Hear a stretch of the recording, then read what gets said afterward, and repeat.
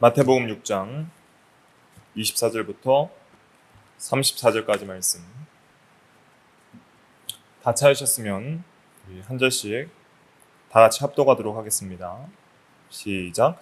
한 사람이 두 주인을 섬기지 못할 것이니 혹 이를 미워하고 저를 사랑하거나 혹 이를 중히 여기고 저를 경히 여김이라. 너희가 하나님과 재물을 겸하여 섬기지 못하느니라.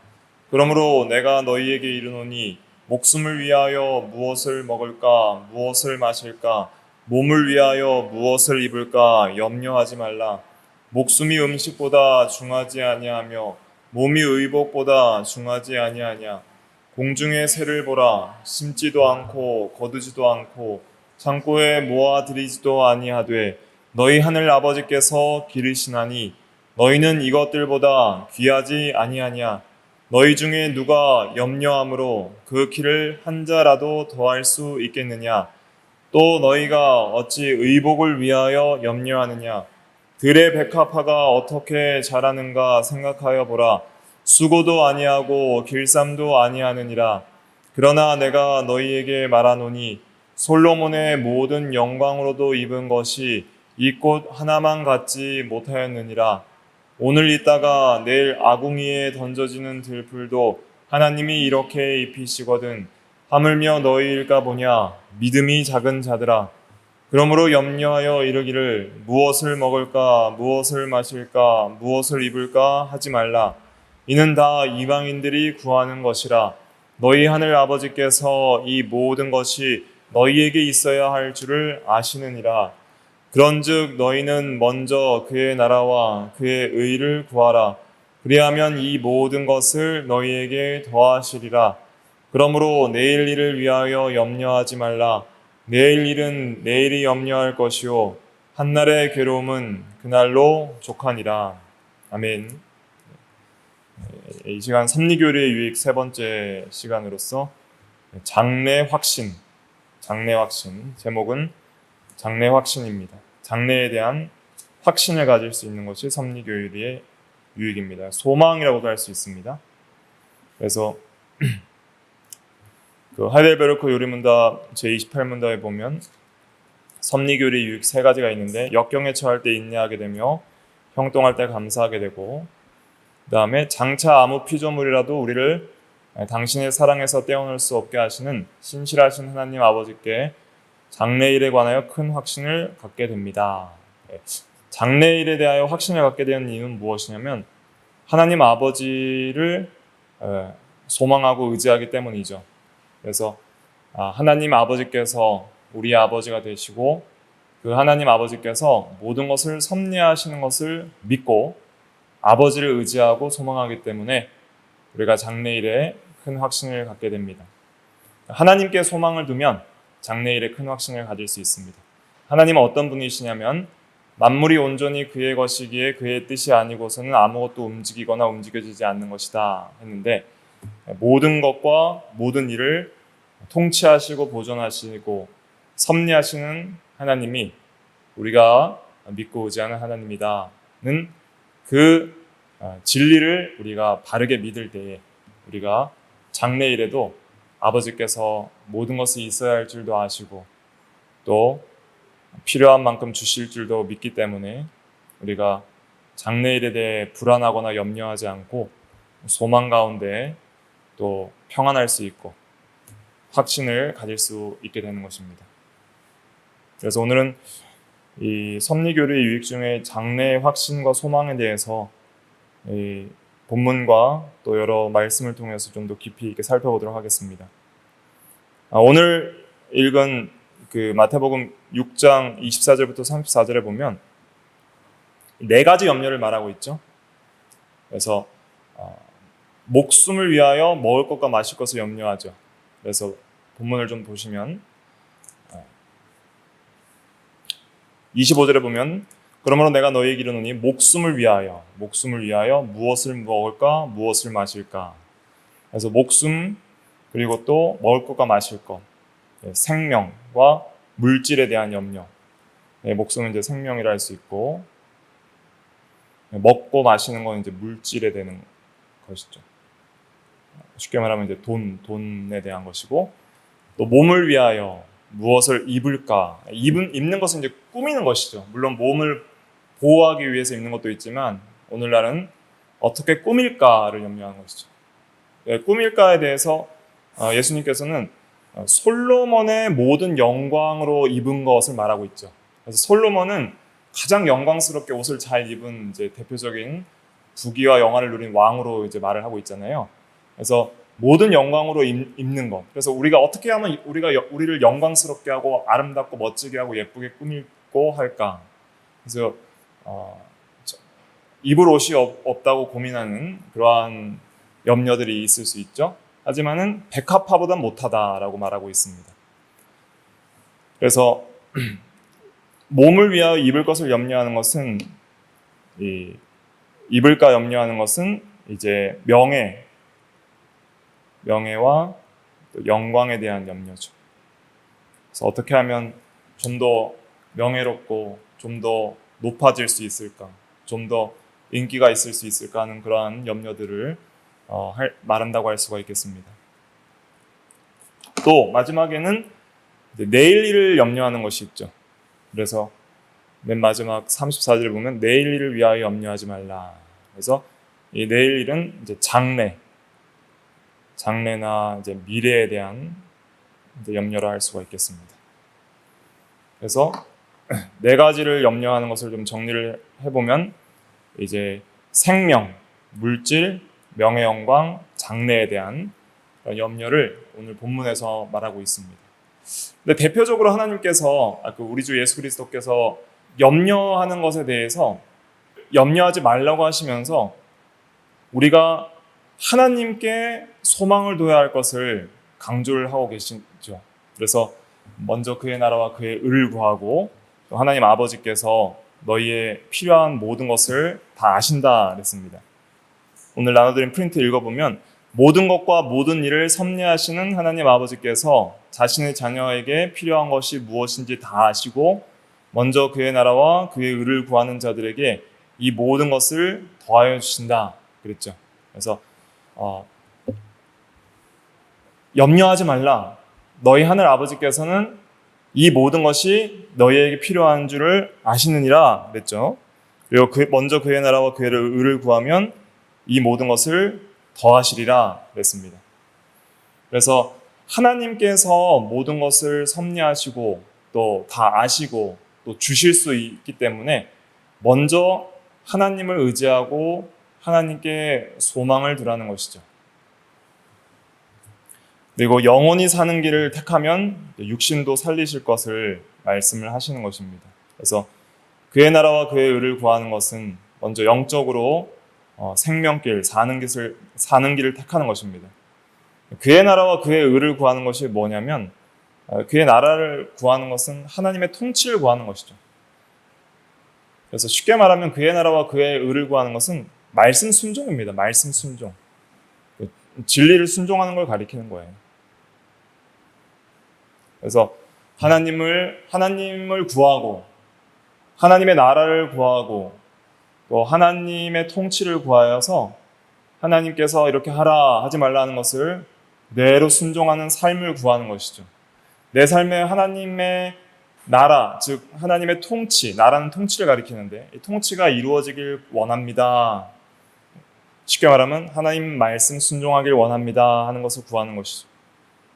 그의 의를 구하는 것은 하나님 앞에 의롭게 사는 걸 구하는 건데 첫째가 예수 믿는 게 의로운 것이고 둘째는 주 안에서 거룩하게 사는 삶을 구하는 것이죠.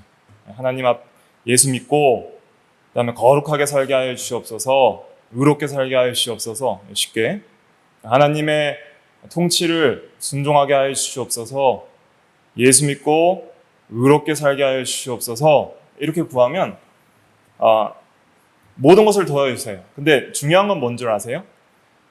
진리를 순종하는 그 하나님의 명령 안에 육신이 살 길도 다 명령해 놓으셨어요.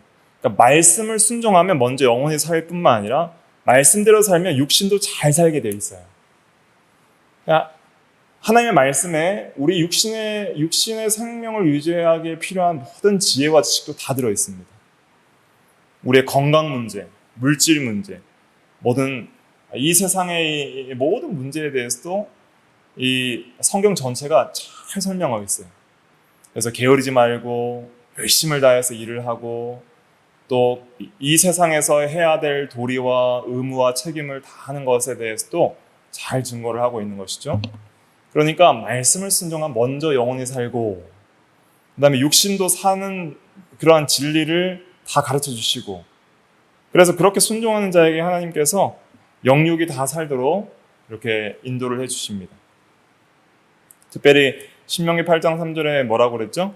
사람이 떡으로만 사는 것이 아니요 여호와의 입에서 나오는 모든 말씀으로 사는 줄 내가 알게 하려 하심이니라 그랬죠. 떡으로만이라는 것은 떡도 중요하다는 거예요. 떡은 필요 없는 것이 아니요 이렇게 말 안 했습니다. 떡으로만은 떡을 포함하는 것입니다. 떡으로만 사는 것이 아니요 떡도 필요한데 먼저는 여호와의 입에 나오는 모든 말씀으로 살 때 떡으로도 살 수 있다 이런 말이에요. 말씀 안에 떡도 있습니다. 말씀대로 살면 영혼도 살고 떡도 주시는 거예요.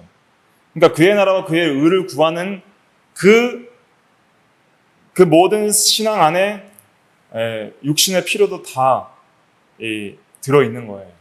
그러니까 더해 주시는 것이죠.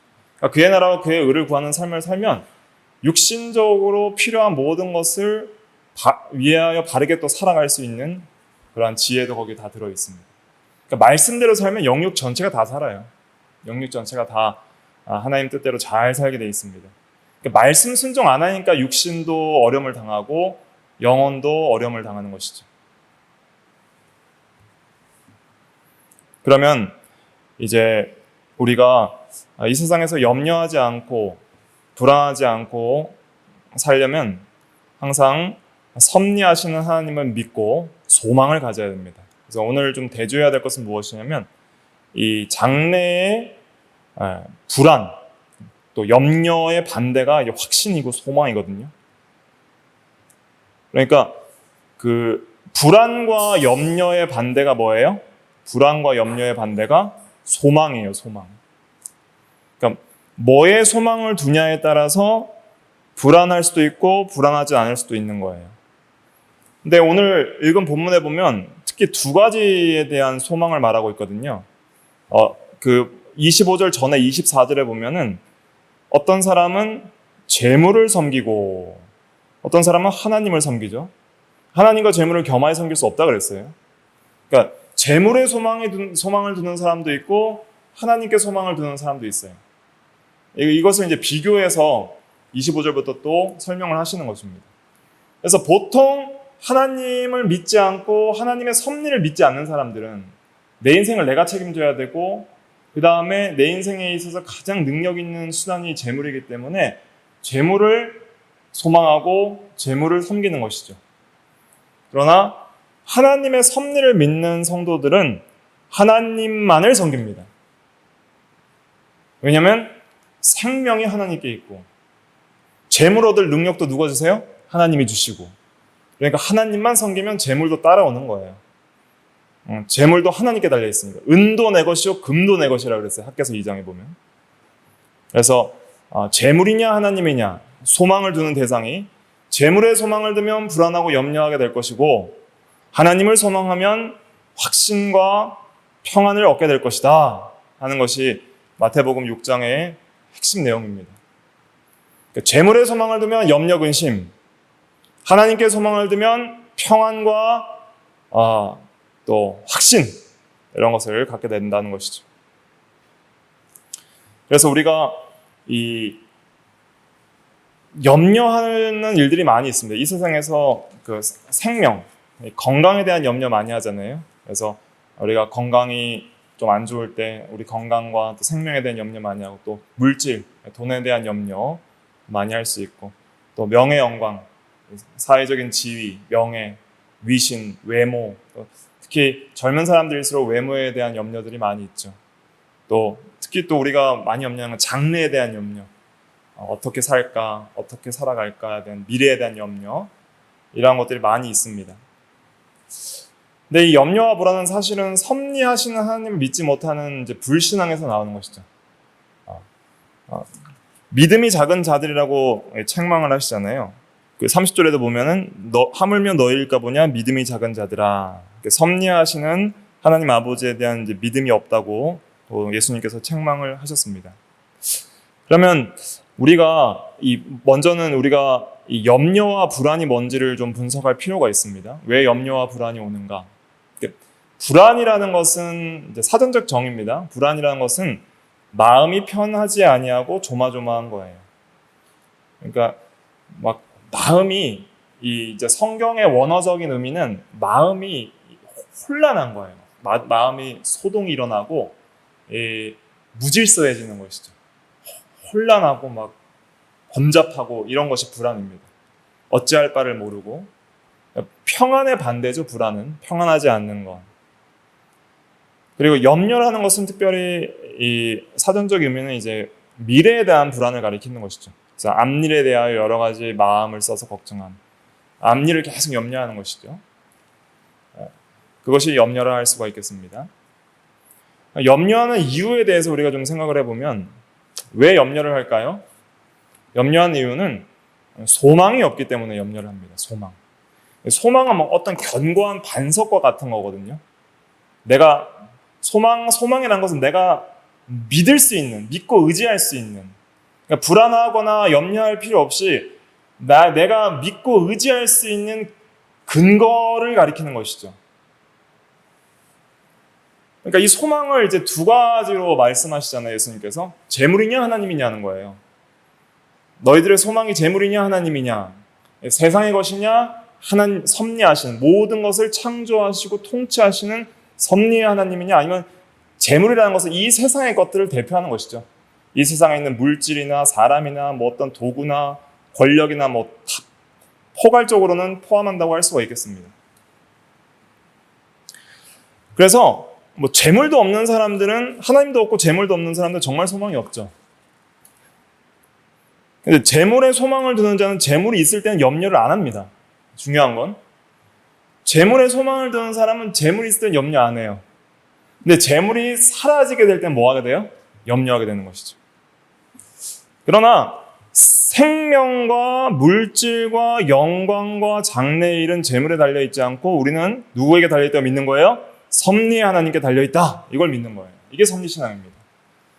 생명도 주께 있고 물질도 주께 있고 명예 영광도 주께 있고 장래일도 주께 있다. 이것이 성경이 가르치는 진리입니다. 믿고 의지하고 소망할 대상이 있는 자는 염려하지 않아요. 여러분들의 소망은 누굽니까? 이게 중요한 것이죠. 시편 42편 5절, 시편 42편 5절 같이 한번 읽어볼게요. 시작. 내 영혼아, 내가 어찌하여 낙심하며 어찌하여 내 속에서 불안해하는가? 너는 하나님께 소망을 두라. 그가 나타나 도우심으로 말미암아 내가 여전히 찬송하리로다. 왜 불안해하는 거냐? 소망을 하나님께 두라 그랬습니다. 하나님께 소망을 두는 자는 염려하지 않을 수 있습니다. 어떻게 염려하지 않을 수 있는가? 나중에 또 자세히 살펴보도록 하고요. 계속 재물에 소망을 두는 것은 어리석은 것이라는 것을 성경적으로 증거를 하도록 하겠습니다. 먼저 왜 재물에 소망을 두는 것은 어리석고 하나님의 소망을 두는 것이 그것이 참된 소망인가? 첫째, 재물은 정함이 없습니다. 정함이 없다는 것은 확실하지가 않다는 거예요. 디모데전서 6장 17절 같이 읽어보겠습니다. 시작. 내가 이 세대에서 부한 자들을 명하여 마음을 높이지 말고 정함이 없는 재물에 소망을 두지 말고 오직 우리에게 모든 것을 후히 주사 누리게 하시는 하나님께 두며. 정함이 없다는 것은 재물은 확실한 소망의 근거가 되지 못한다. 확실하지 않다. 이런 말이고, 모든 것을 후히 주사 누리게 하시는 하나님께 소망을 두라. 이것이 지혜로운 것이다 하는 것을 말하고 있죠. 그 다음에 잠언 23장 4절과 5절도 같이 읽어볼게요. 시작. 부자가 되기에 애쓰지 말고 내 사사로운 지혜를 버릴지어다. 내가 어찌 허무한 것에 주목하겠느냐. 정령이 재물은 스스로 날개를 내어 하늘을 나는 독수리처럼 날아가리라. 재물은 허무한 것이다. 또 재물은 또 날개를 내어 날아가는 것처럼 날아가고 사라질 때가 있다는 것이죠. 그래서 재물은 영원하지도 않고 또 확실하지도 않는 것이다 하는 것을 말하고 있습니다. 재물에 소망을 두는 것이 어리석은 것이 재물 자체가 나쁜 것은 아닙니다. 재물 자체가 나쁜 것은 아니고 선한 것입니다. 하나님께서 창조하신 것이니까. 또 하나님께서는 재물을 사용하셔서 우리의 육신이 살게 하십니다. 떡을 주셔서 또 돈을 주셔서 살게 하십니다. 그러니까 떡과 돈이 없으면 육신은 굶어 죽을 수밖에 없는 거예요. 그러니까 재물이 우리 육신에 있어서는 참 중요한 요소이고 선한 것입니다. 그러나 그 재물을 얻게 하는 능력과 그 재물을 사용할 수 있는 능력도 하나님이 다 주시는 것이지 그 재물 자체의 생명과 또 모든 그런 영광과 또 장래 소망이 거기에 있는 것은 아니라는 것을 말하고 있는 것입니다. 재물을 하나님처럼 생각하고 소망을 재물에 두지 말라. 재물의 인생의 목적과 의미를 두지 말라 하는 것을 말하고 있습니다. 그리고 재물에 소망을 두는 것이 어리석은 두 번째 이유는 예수님께서 어리석은 부자 비유를 통해서 잘 가르쳐 주고 계십니다.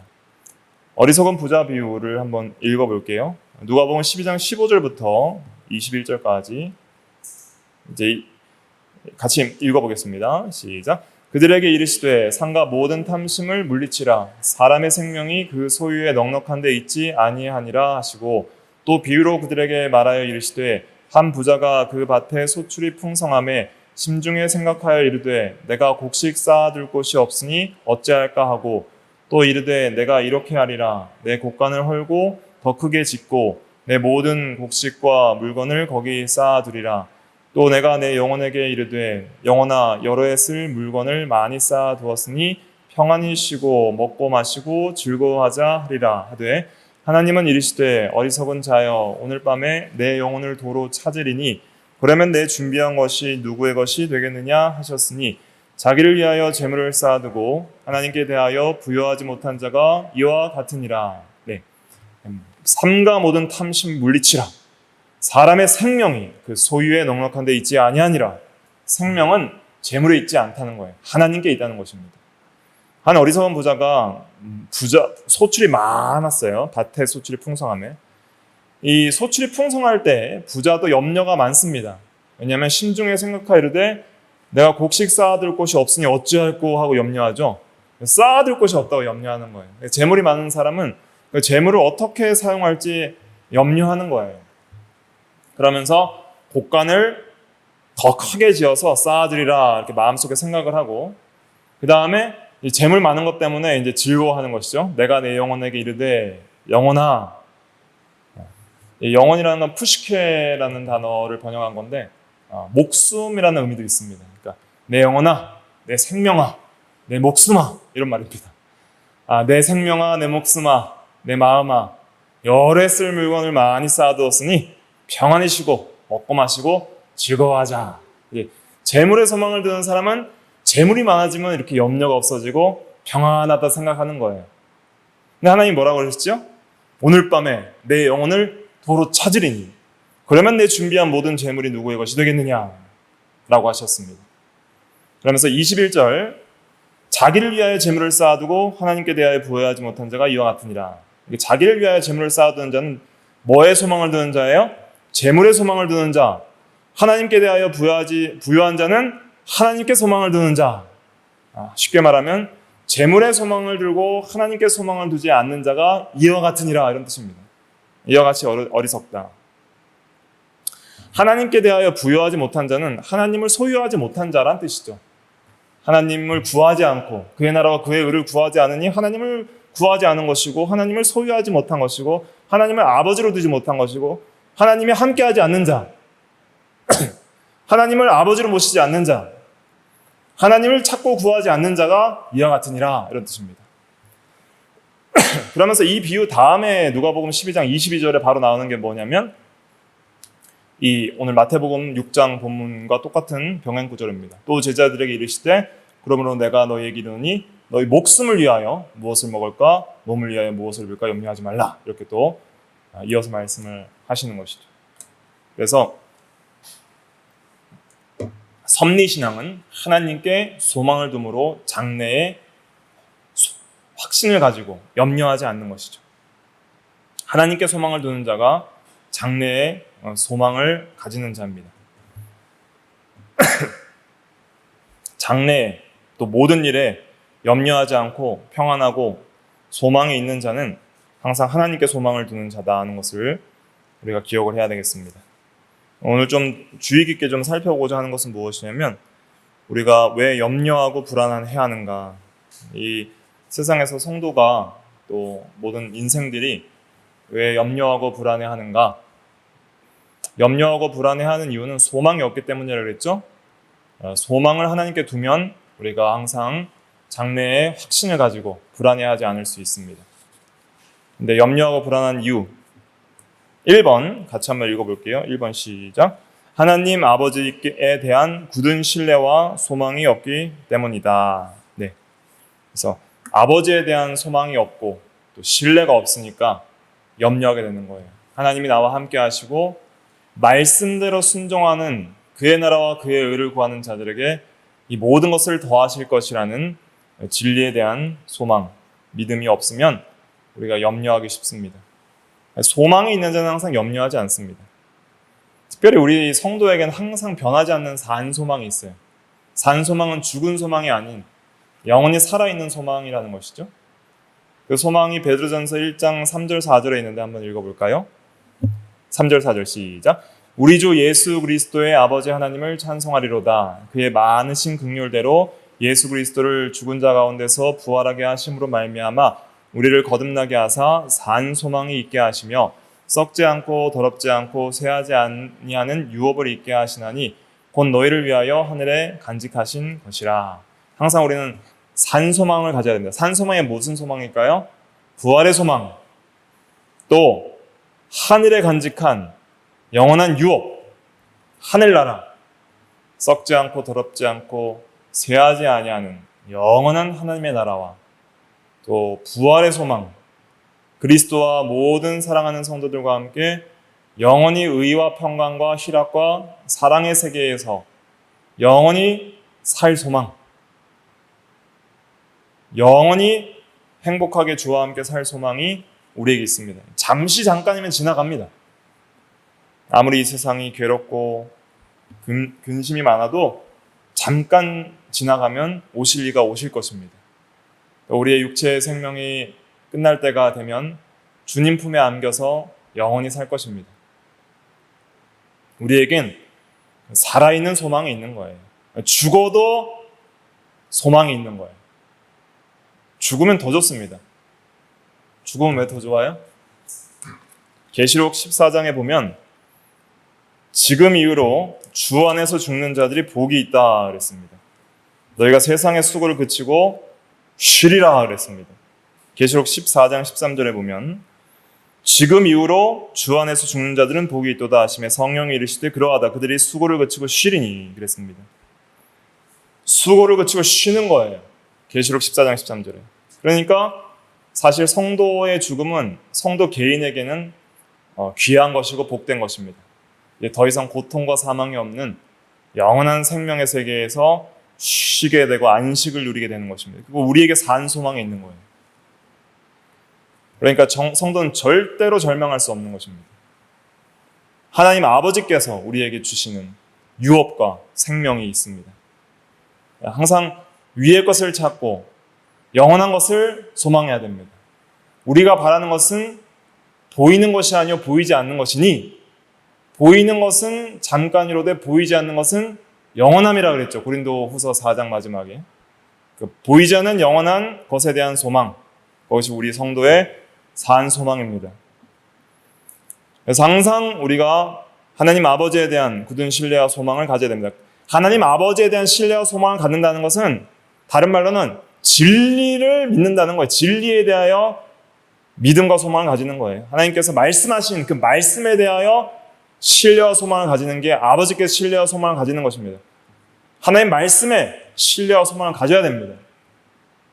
진리는 반드시 이루어집니다. 예언 필성. 하나님 말씀은 그대로 이루어집니다. 그러니까 소망이 있는 거예요. 거짓이 아닌 진리이고 믿는 자에게 그대로 이루어질 것입니다. 그러니까 우리에게 소망이 있고 그건 살아있는 소망, 생명의 소망인 거예요. 진리대로 순종하는 자는 절대로 절망하지 않고 소망을 잃지 않을 것입니다. 두 번째 우리가 염려하고 불안한 이유가 뭘까요? 기도하지 않기 때문입니다. 기도해야 염려를 이길 수 있습니다. 빌립보서 4장 6절로 7절 같이 한번 읽어보겠습니다. 시작. 아무것도 염려하지 말고 다만 모든 일에 기도와 간구로 너희 구할 것을 감사함으로 하나님께 아뢰라. 그리하면 모든 지각에 뛰어난 하나님의 평강이 그리스도 예수 안에서 너희 마음과 생각을 지키시리라. 요절입니다. 외우시고 묵상하시는 귀한 요절이 돼야 됩니다. 그래서 염려 안 하려면 기도를 해야 됩니다. 너희가 얻지 못하면 구하지 아니하기 때문이요 구하여도 얻지 못하면 정욕으로 쓰라고 잘못 구하기 때문이라고 야고보서 4장에는 말하고 있습니다. 기도를 해야 평안을 주십니다. 우리의 마음과 생각을 지켜주실 것입니다. 평안도 주님이 주신다 그랬어요. 요한복음 14장 27절 같이 읽어보겠습니다. 시작. 평안을 너희에게 끼치노니 곧 나의 평안을 너희에게 주노라. 내가 너희에게 주는 것은 세상이 주는 것과 같지 아니하니라. 너희는 마음에 근심하지도 말고 두려워하지도 말라. 예수님이 십자가 지시기 전에, 죽으시기 전에 우리에게 하신 말씀입니다. 평안을 주노니 나의 평안을 너희에게 주노라. 주님이 가지셨던 평안, 그 평안, 시험과 고난과 죽음 앞에서도 하나님 안에서 하나님을, 아버지를 신뢰하며 아버지께 소망을 두며 가졌던 그 평안을 우리에게도 주신다는 거예요. 주님의 마음과 주님의 평안을 우리에게 주신다는 겁니다. 세상이 줄 수 없는 평안, 재물이 줄 수 없는 평안, 그것을 주신다는 거예요. 영적 평안. 하나님을 신뢰하고 소망을 두는 가운데 주시는 평안. 주님이 그렇게 신뢰하고 소망을 하셔서 가지셨던 그 평안. 그 평안이 우리에게 있을 때에 근심하지 않고 두려워하지 않을 수 있는 것입니다.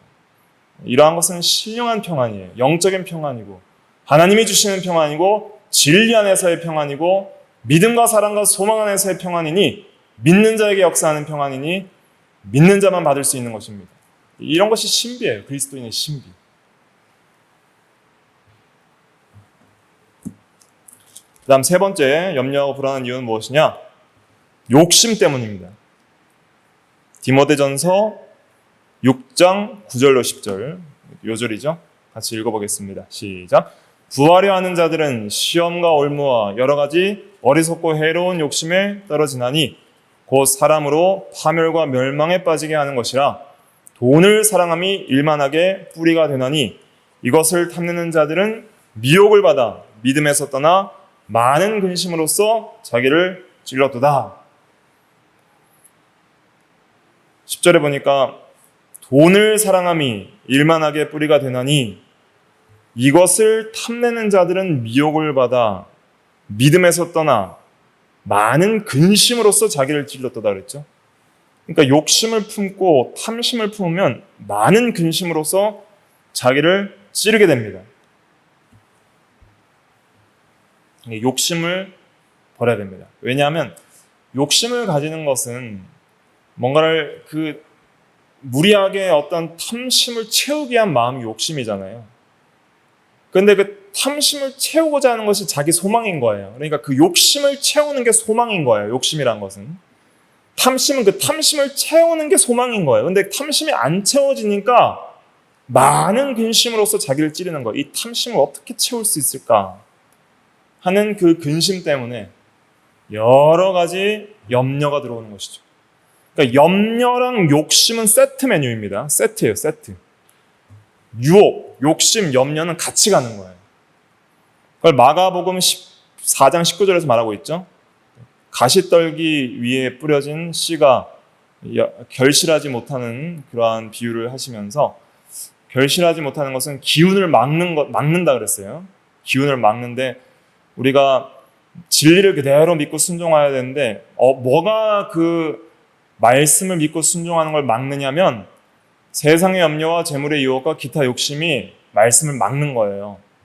마가복음 4장 19절 같이 읽어볼게요. 시작. 세상의 염려와 재물의 유혹과 기타 욕심이 들어와 말씀을 막아 결실하지 못하게 되는 자요. 네, 그래서 염려와 욕심은 같이 가는 겁니다. 욕심이 있으면 염려가 있고 염려가 있는 데는 욕심이 있는 거예요. 그 다음에 네 번째는 게으르기 때문에 염려하고 불안합니다. 그러니까 우리가 게을러서 바르게 하지 못해서 할 바를 제대로 하지 못해서 우리가 염려하고 불안한 것들을 만드는 수도 있다는 것을 기억을 해야 됩니다. 그게 잠언이 잘 증거하는 것입니다. 청년들 가운데도 교회 생활은 열심히 했는데 공부하고 사회적인 직장 생활을 제대로 하지 않아서 장래에 육신적으로 얻지 못한 것들이 많이 있어서 염려하고 근심하는 청년들이 많이 있어요. 그것도 말씀을 바로 순종한 것이 아니라 할 수 있습니다. 잠언 13장 4절 한번 같이 읽어볼게요. 13장 4절 시작.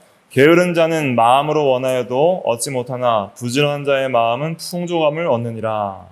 그래서 게으른 자는 마음으로 원하여도 얻지 못해요. 왜냐하면 노력을 하지 않기 때문이죠. 공부를 잘하려면 공부를 열심히 해야 되고 또 돈을 벌려면 일을 열심히 해야 되죠. 그래서 데살로니가후서 3장 10절에 보면 일하기를 싫어하는 자는 먹지도 말라 그랬습니다. 물론 우리가 은퇴를 하거나 사정이 있어서 당장 일하지 못하는 경우들을 제외하고 우리가 일을 할 수 있는데도 하지 않는 게으른 것은 우리가 진리에 어긋나는 것이다 할 수가 있겠습니다. 부지런한 자의 마음은 풍족함을 얻느니라. 그래서 부지런히 살면 하나님께서 채워주십니다. 자기의 할 바를 다 하고 살아야 돼요. 그래서 예수님께서도 어떤 새를 보라 그랬어요? 공중에 나는 새를 보라. 누워서 잠자는 새가 아니라 공중에 나는 새를 보라. 또 들에 백합화를 보라 그랬어요. 들에서 열심히 강합성도 하고 물도 양분도 빨아들이는 그런 일을 하는 백합화, 일을 하는 새를 보라는 거예요. 게으른 새, 게으른 백합화가 아니라. 그래서 우리가 사실 얻지 못해서 염려하는 것들이 있는데 얻지 못하는 것은 우리가 노력을 하지 않아서 그렇게 되는 경우들도 많이 있습니다. 이것을 우리가 반성해야 됩니다. 그래서 하나님의 섭리는 뭐냐면 심은 대로 거두게 하는 게 하나님의 섭리예요. 심은 대로 거두게 하시는 거. 2차 원인들을 사용하신다 그랬잖아요. 노력한 대로 거두게 하시는 것이 하나님의 섭리입니다. 그렇기 때문에 우리가 무엇을 심냐에 따라 그걸 거두게 되는 거예요. 그러니까 성도들은 항상 자기 일에 최선을 다하고 게으르지 않도록 해야 됩니다. 게으르기 때문에 우리가 이루지 못해서 염려하고 불안한 경우도 있다는 것을 기억을 해야 됩니다. 게으른 자의 특징들이 있습니다. 게으른 자의 특징에 대해서 먼저 게으른 자는 욕망을 따르며 일을 하기 싫어하고 힘쓰지 않습니다. 잠언 21장 25절 같이 읽어볼게요. 시작. 게으른 자의 욕망이 자기를 죽이나니 이는 자기의 손으로 일하기를 싫어함이니라. 욕심과 욕망을 따라 사는 사람들은 일하기를 싫어해요. 왜냐하면 일하는 거 힘들거든요. 열심히 일하고 열심히 공부하고 또 운동도 잘 해야지 건강하죠. 운동도 힘드니까 안 하는 거예요. 그러니까 모든 면에서 일하기 싫으면 우리가 그 책임을 지게 돼 있습니다. 또 게으른 자는 두려워서 포기를 합니다. 도전 정신이 없어요. 잠언 26장 13절 같이 읽어볼게요. 시작. 게으른 자는 길에 사자가 있다, 거리에 사자가 있다 하느니라. 길에 사자가 있는지 어떻게 알아요? 또 나가서 일하면 또 하나님께서 사자 안 만나게 해주시죠. 사자가 있을 수도 있으니까 나가서 일하지 말자 하고 집에 있는 거예요. 두려워서 포기하는 것, 이것도 게으름의 일종입니다. 또 게으른 자는 잠자기를 좋아합니다. 적당히 자야 되는데 너무 안 자도 안 됩니다. 적당히 자야 되는데 잠자기만을 좋아하는 것, 그것이 게으른 자의 정욕대로 사는 것이라 할 수 있겠습니다. 잠언 26장 14절 같이 읽어볼게요. 시작. 문짝이 돌적이를 따라서 도는 것 같이 게으른 자는 침상에서 도느니라. 또 6장 9절 시작. 게으른 자여 내가 어느 때까지 누워 있겠느냐, 내가 어느 때에 잠이 깨어 일어나겠느냐.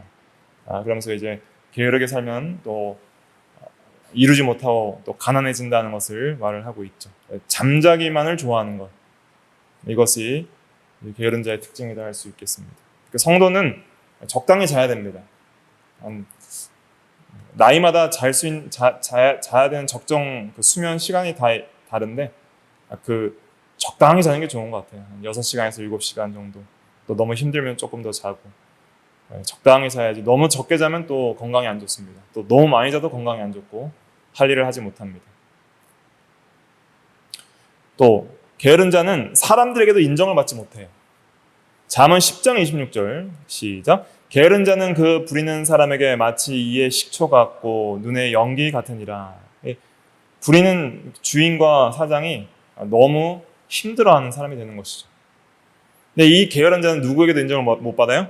주님께도 인정받지 못합니다. 달란트 장사하라고 명령한 그 주인이 주님을 상징하는데 장사 안 하고 그냥 아무것도 남기지 않고 한 데나리온 그냥 가져온 그 사람에게 악하고 게으른 종이라 책망을 하십니다. 마태복음 25장 26절 같이 읽어볼게요. 시작.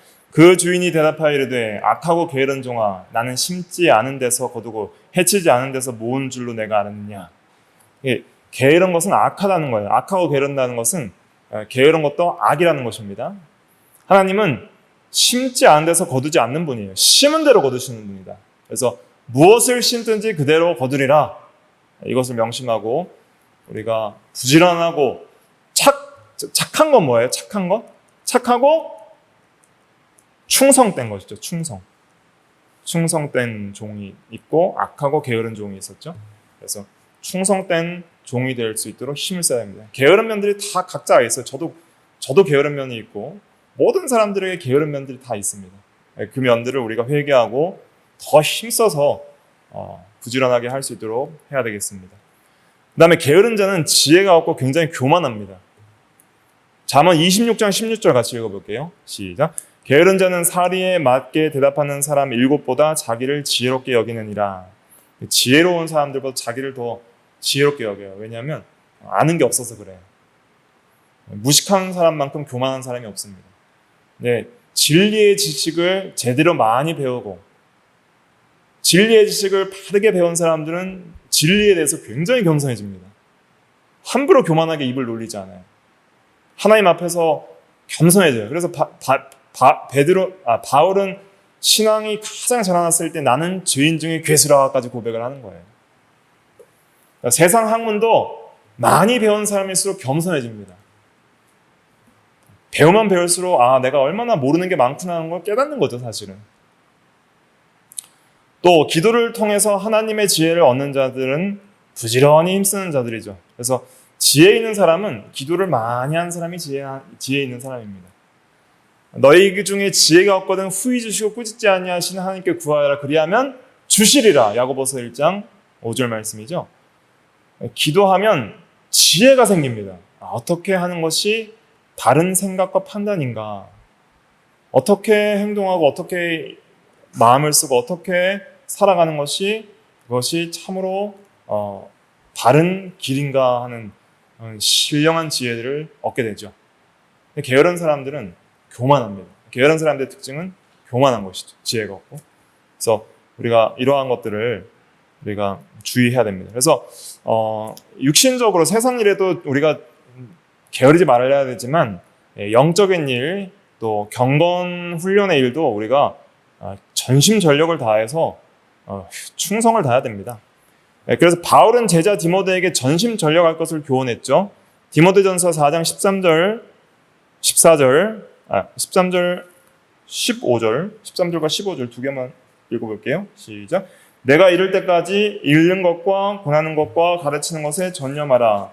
이 모든 일에 전심전력하여 너의 성숙함을 모든 사람에게 나타나게 하라. 그래서 전념하라, 전심전력하라. 성경 읽고 권하고 가르치는 것 전념하라 그랬죠. 그 다음에 디모데전서 4장 7절에는 경건에 이르도록 내 자신을 연단하라. 연단은 훈련하라 이런 뜻입니다. 훈련. 그래서 육체 훈련이 중요한 것처럼 육체가 건강하려면 육체가 운동을 해야죠. 훈련을 해야 됩니다. 힘들어서 안 하는 거예요. 운동도 힘드니까 안 하는 거예요. 누워있는 건 편하고 땀 흘려서 운동하고 걷고 뛰고 하는 건 힘든 것이죠. 그러면 이제 건강이 약해지고 근력이 약해지는 거예요. 마찬가지로 신앙도 경건도 똑같습니다. 훈련을 안 하면 약해지게 되어 있습니다. 기도 생활, 말씀 생활 전념하고 전심전력해야 됩니다.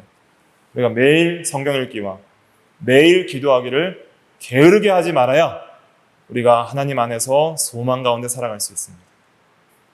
그의 나라와 그의 의를 구하는 생활을 게으르게 하지 않아야 하나님께서 모든 것을 더해 주시는 은혜를 보게 될 것입니다. 하나님께서 채워주시는데 제2 원인들을 통해서 채워주시는 거예요. 우리의 육신의 필요도 이 세상의 모든 것들을 다 이용해서 채워주시는 거예요. 재물도 이용하시고 돈도 이용하시고 해서 사람도 이용하시고 여러 사건들도 이용하셔서 채워주십니다. 그러니까 우리가 항상 하나님께 소망을 두고 믿음으로 살아나가야 되겠습니다. 기도하겠습니다.